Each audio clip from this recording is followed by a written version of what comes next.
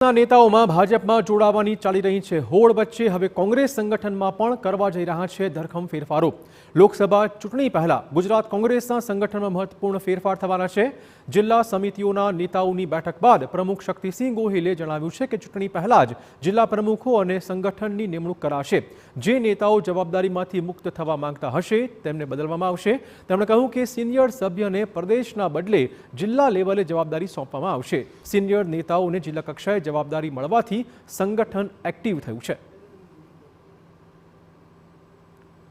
બીજી બાજુ કોંગ્રેસે લોકસભાની ચૂંટણીઓમાં ઉમેદવારની પસંદગી માટે અપનાવ્યો છે નવતર પ્રયોગ। પાર્ટી દ્વારા જિલ્લા સંગઠનના સભ્યો પાસેથી લોકસભા બેઠક દીઠ 3 નામ મંગાવવામાં આવ્યા છે। સંગઠનની બેઠકમાં ઉપસ્થિત રહેલા સભ્યોએ 3 નામોની પેનલ આપી। સભ્યોએ તેમને લગતા સક્ષમ ઉમેદવારના નામો ચિઠ્ઠીમાં લખીને બેલેટ બોક્સમાં નાખ્યા હતા। સંગઠનના હોદ્દેદારોએ આપેલા નામોની ગુપ્તતા જળવાય તે માટે માત્ર પ્રમુખ અને પ્રભારી જ આ બેલેટ બોક્સ ખોલવાના છે। ઉમેદવારોની પસંદગીમાં સભ્યોએ સૂચવેલા નામોને ધ્યાનમાં લેવામાં આવશે।